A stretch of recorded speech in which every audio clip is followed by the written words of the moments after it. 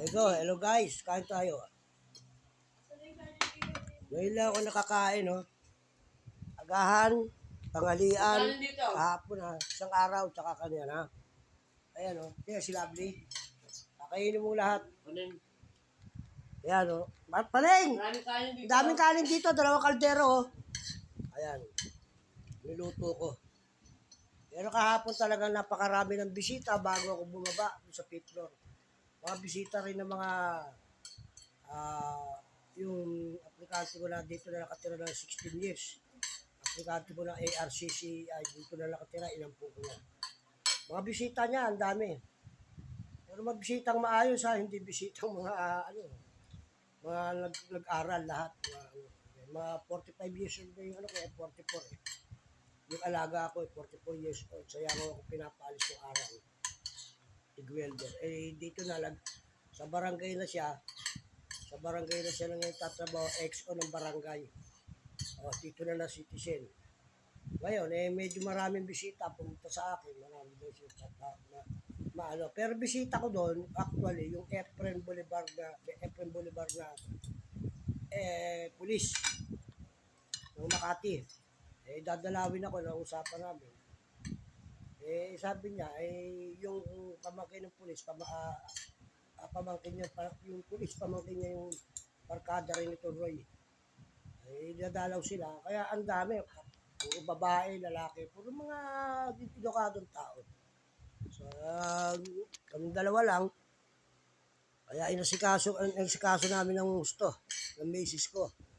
At bisita aplikante ko. Dami sa taas sa rooftop. Nagkainan.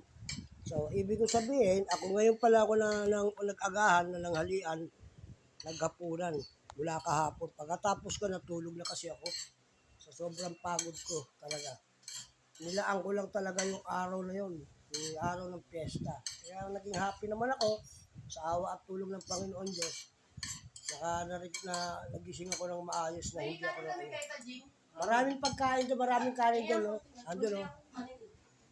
Kahit gusto mo, isang kaldero dalhin mo, yung sinahin kagabi, dami para sa mga bisita.